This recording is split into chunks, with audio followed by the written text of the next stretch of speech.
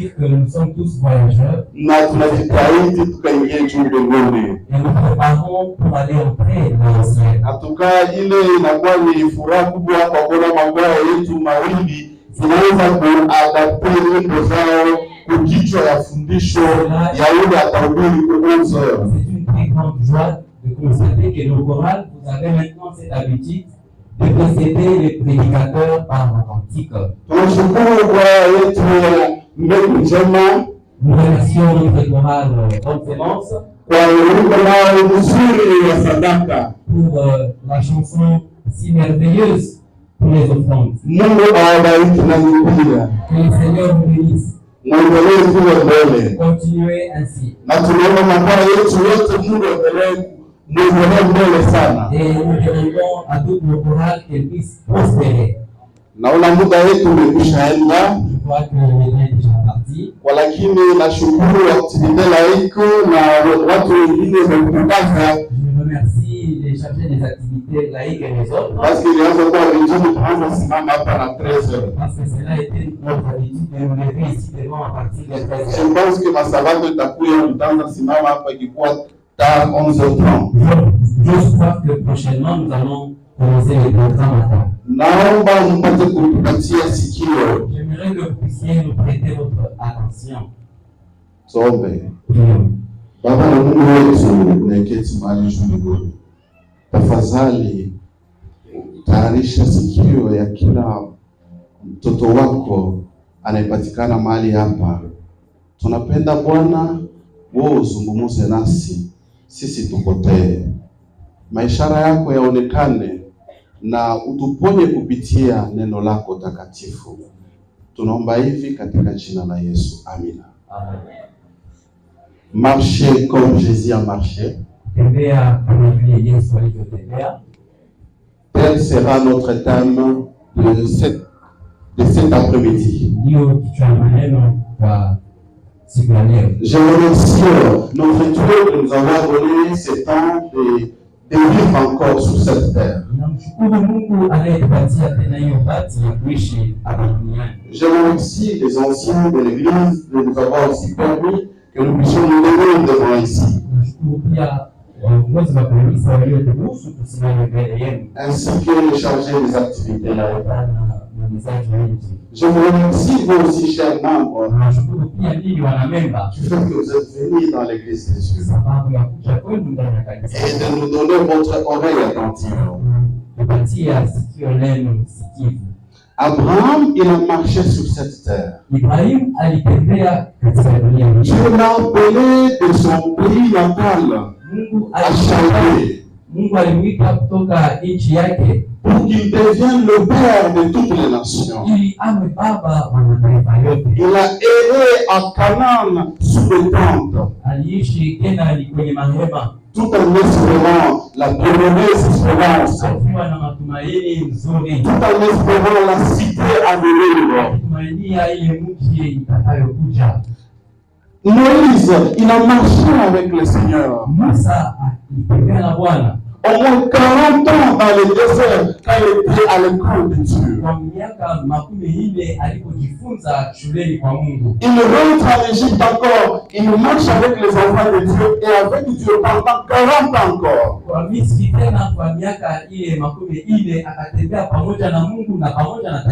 bien même il n'est pas entré dans les Canaan terrestres, il est entré dans les Canaan célestes. Il a marché avec le Seigneur. Il a fait la volonté de Dieu. Et il est entré aussi dans les Canaan célestes. Il a marché avec Dieu. Cela veut dire quoi? Il y a trop des expressions théologiques. Quand on prononce, ça devient comme de la coutume. Mon frère, tu dois marcher comme Jésus a marché. C'est facile de le dire, mais c'est très difficile de le comprendre. Mais ce matin, nous n'allons pas nous focaliser sur toutes les démarches des gens de la foi qui ont pu traverser sur cette terre. wa imani vile walivyotembea Nous allons épingler la vie de Jésus-Christ. Tutagusia maisha ya Yesu Kristo. Comment Jésus il a marché. Namna gani Yesu alitembea. Voilà pourquoi on vous dit marcher comme Jésus a marché. Ndio maana wanatuambia kutembea kama vile Yesu. Jésus est le modèle parfait. Yesu ni mfano. Il est le modèle parfait et le consommateur de notre foi. Ni mfano wa sawa na yeye ambaye imani yetu inamfikia. Le cheminement de Christ était celui de quelqu'un qui cherchait à plaire à Dieu. Mwenendo wa Kristo ulikuwa ni mwenendo wa ule mtu anatafuta kumfurahisha Mungu. Il cherchait à glorifier Dieu dans toutes choses. Alipenda kumtukuza Mungu katika mambo yote. Donc ça c'est le premier aspect. Kama ni hali ya kwanza. Jésus cherchait à plaire à Dieu à toutes choses. Yesu alipenda kumfurahisha Mungu kwa mambo yote. Que ce soit le matin, il prie Dieu. Ile asubuhi anamwomba Mungu. Il passe toute la journée sous la conduction du Saint-Esprit. Siku mzima anaipitisha kwa uongozaji. Le soir, il s'est retiré dans le montagne pour adorer Dieu. Magharibi alienda milimani kuomba Mungu. C'est ainsi qu'il a eu même la victoire sur le péché. Vile alipata hata ushindi kwa dhambi. Et c'est là nous trouvons dans Hébreux chapitre 4, verset 15. Celui qui trouve peut le lire. Anaipata anaweza kusomea.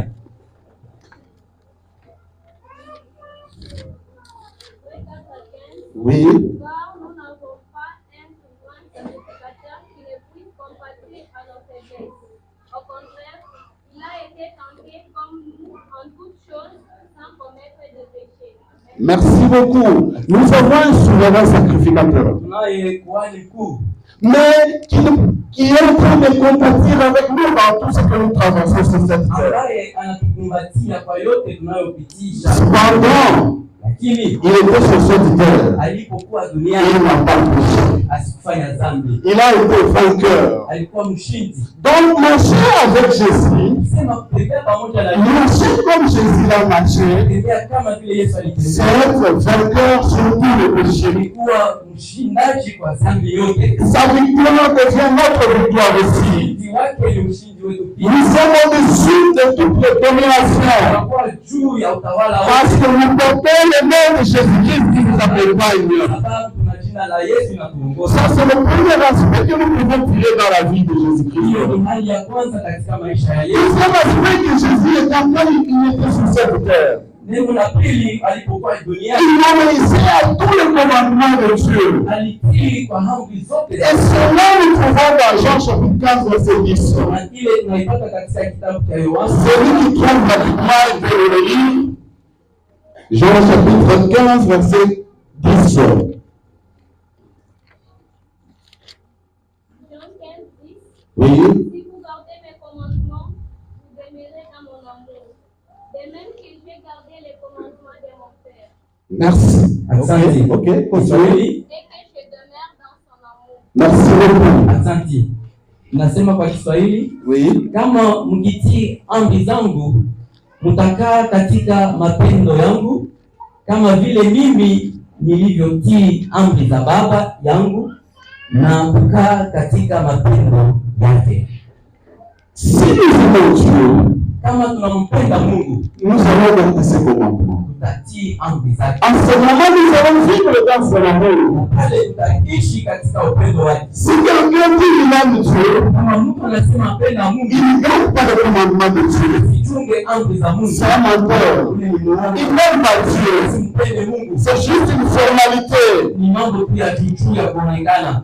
Troisième aspect que Jésus a fait sur cette terre. Neno la tatu Yesu alifanya hapa Il duniani. avait une dépendance totale à son Père. Yeye alihusikana na Mungu kisawasawa. Il avait une confiance totale envers son Père. Aliweka tumaini yake kwa baba yake. Il était même au service du Père. Hata alifanya kazi juu ya taifa. Nous venons de voir, il était fort il était vainqueur sur le péché. Tunaona vile alikuwa mshindaji juu ya dhambi. Nous voyons comment il gardait le commandement de Dieu. Na namna gani alilinda kuchunga amri. Oh, Jacques nous dit, quand vous annulez seulement un seul commandement, vous êtes fautif de tous les restes de commandements. Yakobo anasema mkitosha moja ya 10 ya mahambi mnaharibu zote. Quand Jésus était au service du peuple, wakati Yesu alitumikia taifa, nous trouvons cela dans Matthieu chapitre 20, verset 28. tunalipata katika kitabu cha Mathayo sura 12 mstari wa 29. C'est ainsi que le Fils de l'homme est venu non pour être servi, mais pour servir et donner sa vie en rançon pour beaucoup. Kwa Kiswahili nasema hivi: kama vile mwana wa mtu asivyokuja kutumikiwa, lakini kutumikia na kutoa uzima wake uwe ukombozi kwa watu wengi. Et trop disciples de Dieu, Sisi kama wanafunzi wa Yesu, notre modèle parfait c'est Jésus-Christ. mfano wetu ni Yesu Kristo. Imaginez-vous la place qu'avait Jésus-Christ au ciel. Nafasi Yesu alikuwa huko mbinguni. Ton créateur, mon créateur, Muumbaji wako na muumbaji wangu. il est venu sur cette terre et non pas pour être servi, Alikuja duniani sio wamtumikie, mais pour servir le peuple. atumikie taifa. C'est ainsi il nous a laissé ce modèle aussi. Ni vile alitupatia hiyo mfano. Nous sommes au service des autres, mes frères. Hii ni wafanyakazi ya taifa ya Mungu. Sur cette terre, on n'est pas de boss. Sisi hatuna mabosi hapa duniani. D'ailleurs, même la Bible dit, Na Biblia inasema de la hauteur contre l'air plus haut, kwa kiwango cha juu na kunyanyua, et plus tu deviens esclave des autres. unapoendelea zaidi unakuwa mtumishi. Tu as de grandes responsabilités, en principe. Unapokuwa na madaraka kubwa, majukumu, Plus tu deviens esclave de ceux-là que tu peux pas diriger. na ni vile unakuwa mtumishi ya wale wanaokupatia madaraka. Voilà même tout un chacun a des responsabilités tout autour de lui. Ni vile kila mmoja anakuwa na madaraka kando kando. Nous devons beaucoup plus servir les autres au lieu de se servir soi-même. Kutumikia watu wengine kuliko watu wa kutumikia. Et ça, c'est le véritable amour. Na ni ile upendo wa kweli. Et l'amour ne s'entend pas que quand je te donne, je dois avoir quelque chose en retour. Upendo si kama ninakupatia nichunge unipatie pia kwa kurudi. Ça, c'est de la manipulation. Hiyo sio upendo wa kweli. Et le quatrième aspect que Jésus est manifesté sur cette terre, Alama ya nne Yesu alionyesha dunia. le service de Christ au peuple consistait non pas seulement à enseigner, mais à guérir et aussi à prêcher. Kazi ya Yesu kwa taifa haikuwa tu kuweza kuwafundisha, lakini ilikuwa pia na kuwatunza na kuwaponya. Et cela nous trouvons dans Matthieu chapitre 4, verset 23. Ile tunapata katika kitabu cha Mathayo sura 4 mstari wa 23. Ça nous dit ce qui suit. Jésus parcourait toute la Galilée. Il enseignait dans les synagogues, proclamait la bonne nouvelle du royaume, guérissait toute maladie et toute infirmité parmi les peuples. Yesu akazunguka katika Galilaya yote akifundisha katika masinagogi yao na kuhubiri habari njema ya ufalme na kuponyesha ugonjwa na udhaifu wa kila namna katikati ya watu.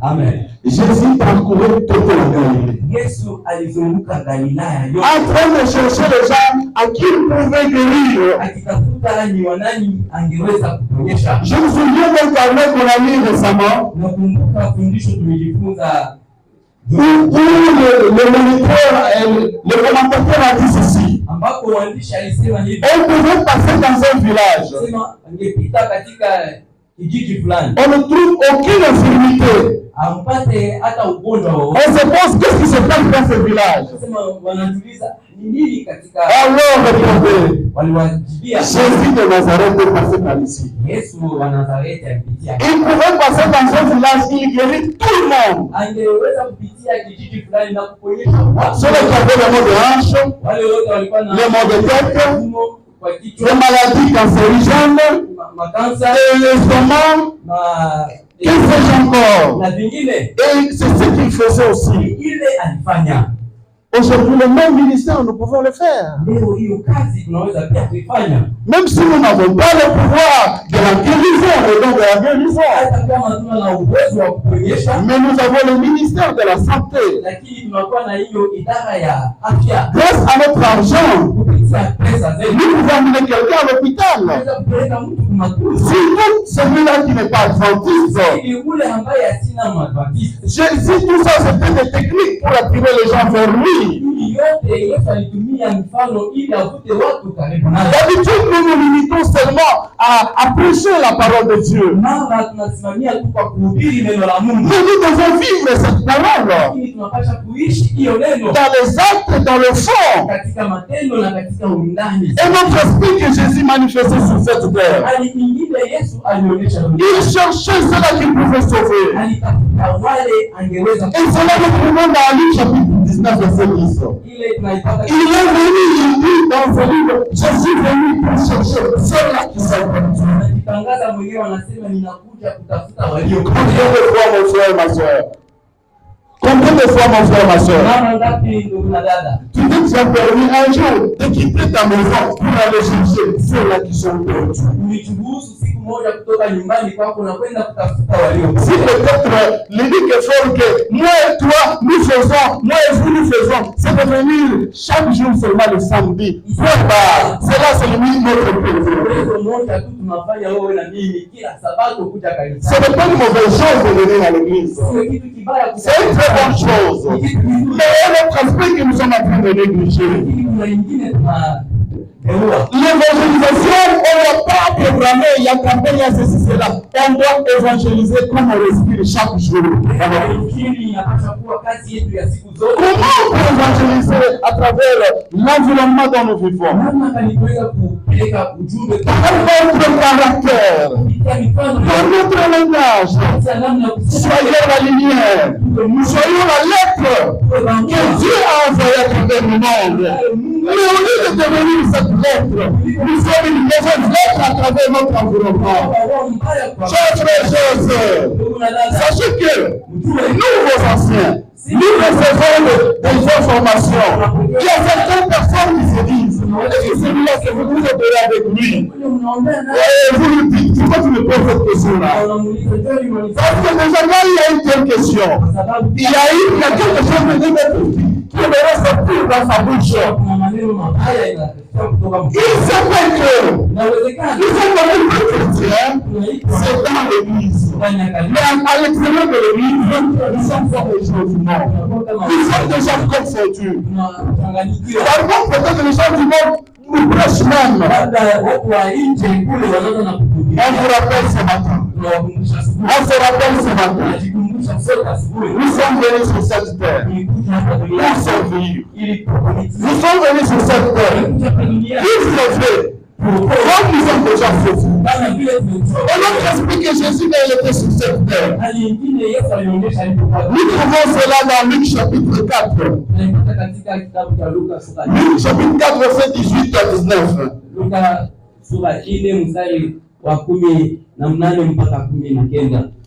Ça dit ce qui suit.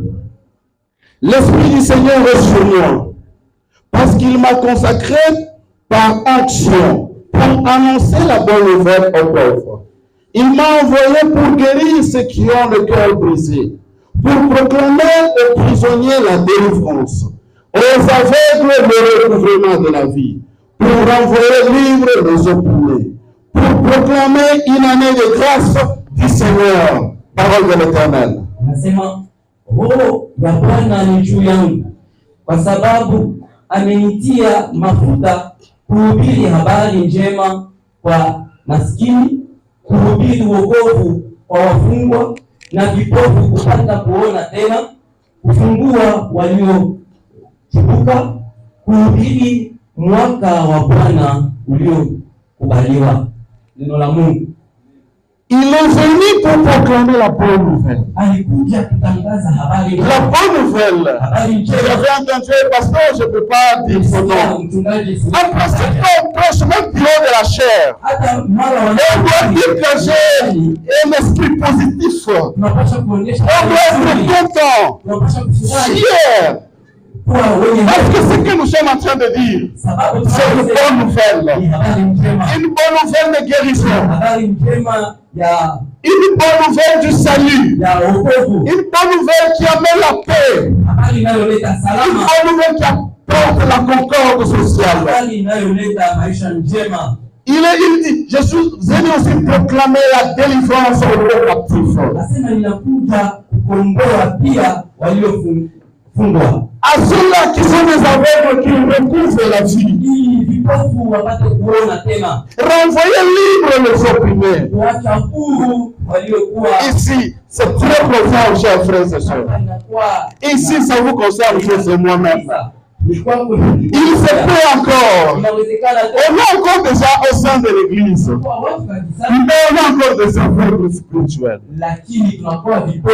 On a encore besoin que Jésus nous recouvre la vie.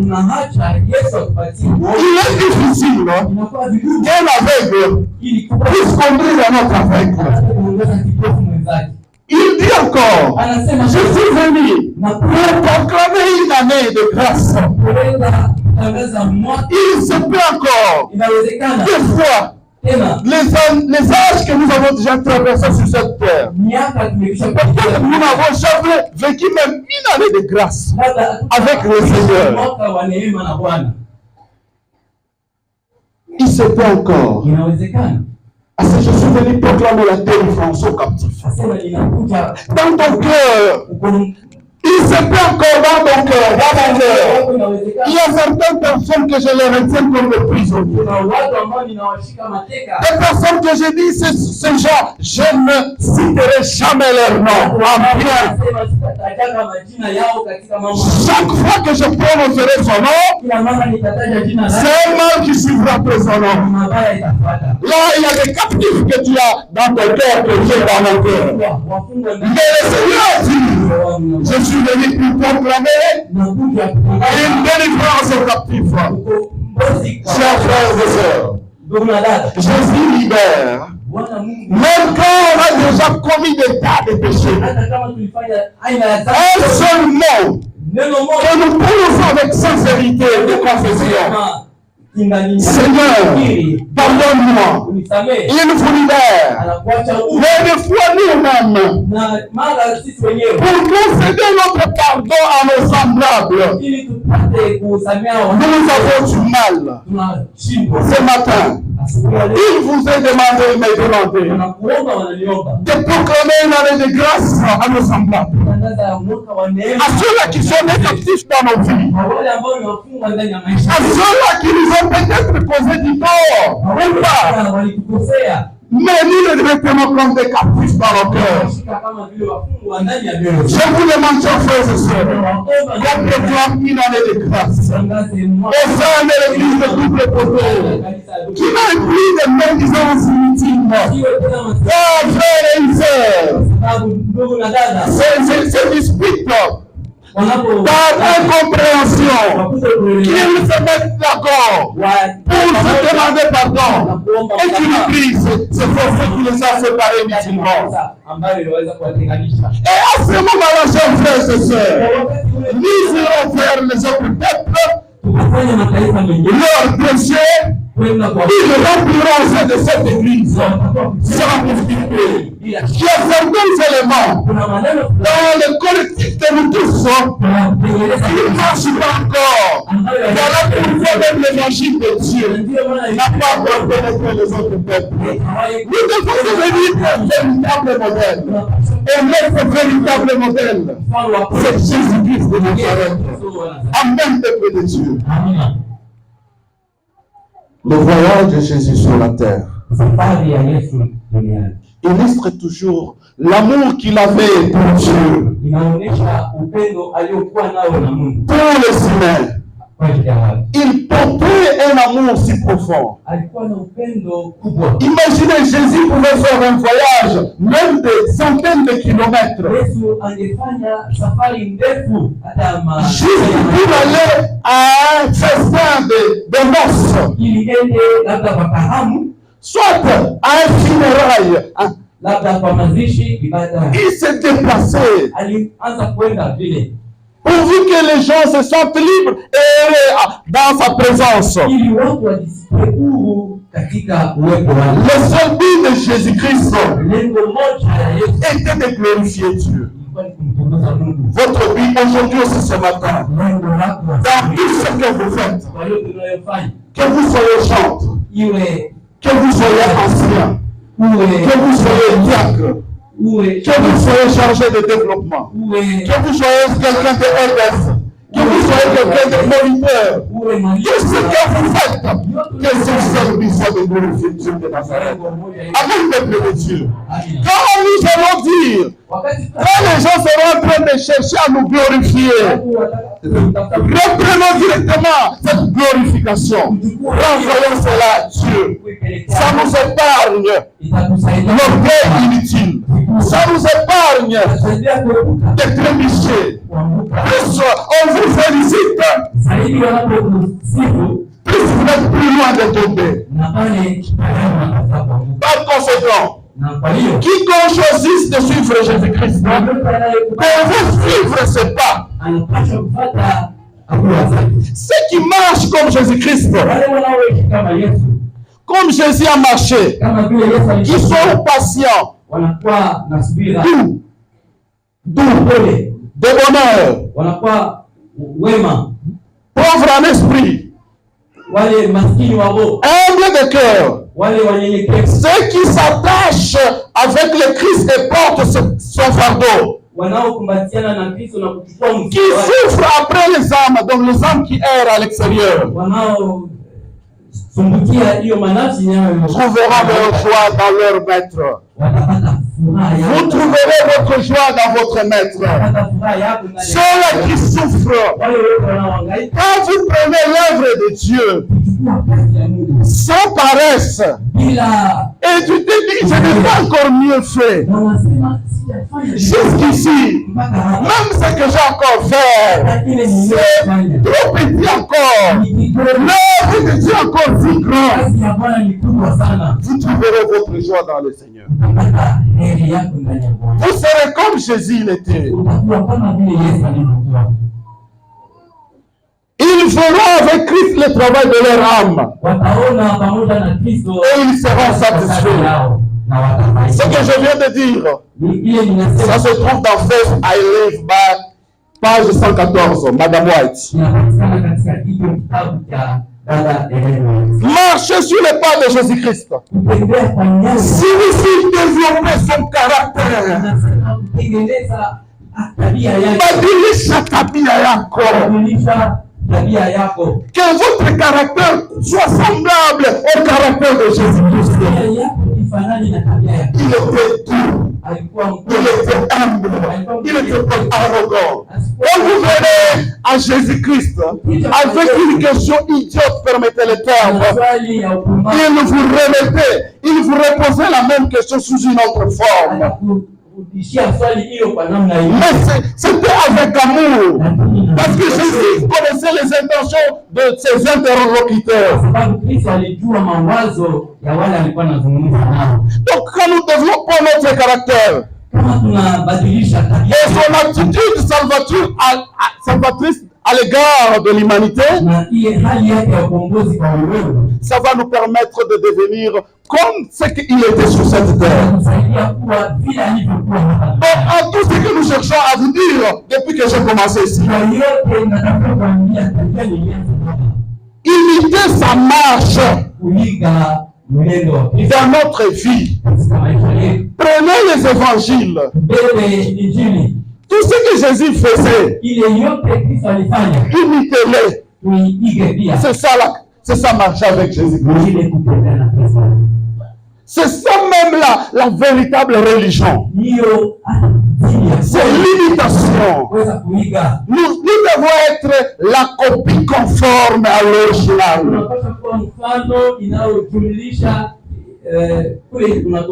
L'original, c'est Jésus-Christ. Mais ne soyez pas une copie des copies des autres. Prenons une lettre, on a imprimé directement à une bonne imprimante. Et l'imprimante, c'est Jésus-Christ lui-même. mashine ya Et kuandika. c'est l'imprimante, c'est Dieu lui-même. Ni Mungu mwenyewe. Et la première copie, c'est qui? C'est Jésus-Christ Ya lui-même. kwanza ni Kristo. Mais là, quand on met maintenant la photocopie, Sasa wakitafuta kuizidisha aksanti, on enlève les premières copies. wanatosha hiyo barua. Et que vous utilisez par la suite les photocopies de photocopie. Est-ce que ça sera comme à l'original? Ile ile walibadilisha. Je, itafanana Donc c'est na pour vous dire, kuambia n'imitez pas l'ancien Seigneur. tusiige Ni l'ancien Faustin, ni Pasteur Kabenga, ni l'ancien Mapera, ni qui que ce soit dans cette église, il nous fait Jésus-Christ de Nazareth. C'est lui la copie originale. ile barua ya Toute kweli. personne sur cette terre se réfère à lui et à lui seul. Mambo yote duniani inamwelekea yeye na yeye pekee.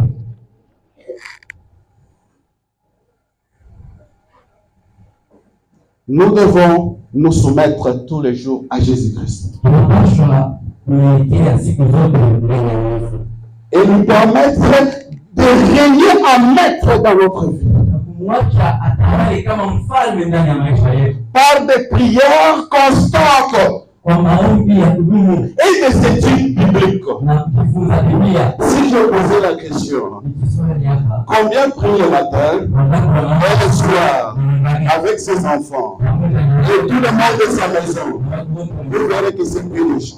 wanakuwa Je ne peux pas vous soumettre à cet examen-là. siwezi kuwaswali Mais vous-même, nous-mêmes, nous sommes tous conscients. ili wenyewe na mimi mwenyewe tunajua Nous devons marcher pas à pas. tunapaswa kutembea hatua kwa hatua. Madame White confirme encore, elle dit, Dada Helena White anaendelea kusema si magnifiquement, kama nous devons copier Jésus qui est rempli d'amour. kwa sababu tunapaswa kuiga Yesu ambaye anakuwa mwingi wa Nous devons copier Jésus qui est rempli de tendresse. tunapaswa kuiga Yesu Kristo ambaye anakuwa mwenye upendo. Nous devons copier Jésus qui est plein de compassion. Tunapaswa kuiga Yesu ambaye anakuwa mwenye huruma. Vous pouvez me copier. Tunaweza kumuiga, Ce n'est que quelques caractères utiles qui ressemblent peut-être à Jésus-Christ. tunaweza kumuiga na mimi ninakuwa na mifano Et le reste na ingine ne ressemble pas à Jésus-Christ. haifanani Yesu. Voilà pourquoi Ndio maana l'unique personne que vous devez copier, mtu que pekee je dois copier, c'est Jésus-Christ de Nazareth. Il est plein d'amour, plein de tendresse, plein de compassion. mwingi wa huruma. Et ça va et nous rapprocher jour après jour tout près de lui. Songeza siku kwa siku karibu naye. Un jour, Siku moja un conducteur, il voyageait.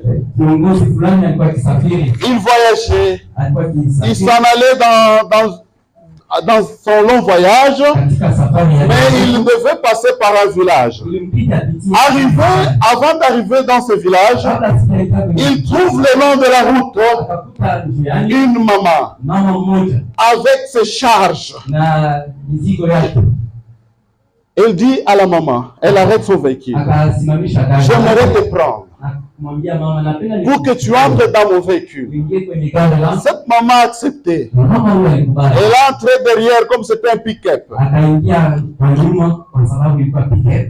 Quand il s'avançait avec le voyage, Alipoendelea na safari, le chauffeur se tourne vers la maman kiongozi wa gari akaangalia et regarde la maman. mama Elle était bien assise dans le véhicule alikuwa amekwisha avec toute sa charge sur sa tête. na mizigo yake yote. Le chauffeur dit, maman, Kiongozi vous êtes en train de vous faire souffrir. unajitesa Vous posez vos bagages à côté ici et asseyez-vous d'une façon à l'aise. pembeni hapa ukali, Mais la maman n'a pas abdiqué. lakini mama sikubali. Il faut que je supporte mes charges. Nichukue mizigo. Jésus a déjà déchargé Yesu amekwisha kuondoa de tous les fardeaux. kwa mizigo yako, Mais je porte, lakini mais ces fardeaux-là, lakini nous disons, nous allons toujours avec. tunaendelea. Jésus dit, Yesu anasema venez à moi pour que je vous le charge. ili wapumzishe, Mais nous ne voulons pas. lakini hatupendi. Il y avait encore une autre illustration. Kuna mfano mwingine,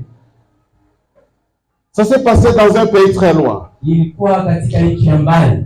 Un autre voyageur, Msafiri mwingine il a commencé encore à voyager. alianza safari À yake, la route, il trouve une vieille dame. akakuta mama mzee Elle a pris akamchukua. Et la vieille dame a accepté. Na huyo mama, Maintenant, le conducteur, il est en train de conduire. sasa mwongozi wa gari alipokuwa akiongoza, La maman était derrière le siège du chauffeur. mama alikaa kwa kiti kile cha nyuma ya kiongozi. Pole.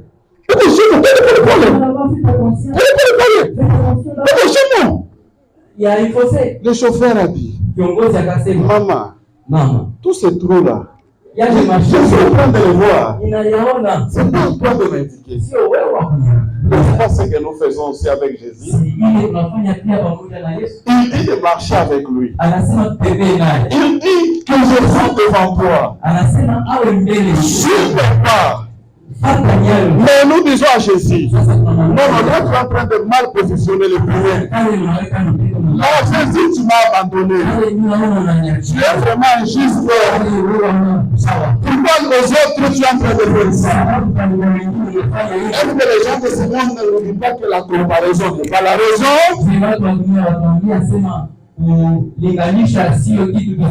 Nous viendrons sur cette terre comme nous sommes déjà venus. Nous n'aurons pas tout ce que nous avons besoin. Mais que nous puissions nous contenter de ce que Jésus nous donne. Que nous puissions suivre Jésus comme il fait. Notre dernière illustration. Un homme qui était en train de marcher avec Jésus.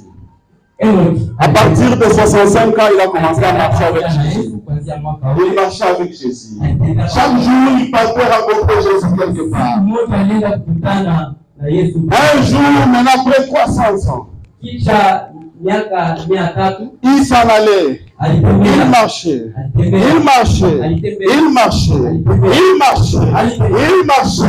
Sans rentrer. Il marchait, et il a marché jusqu'au ciel.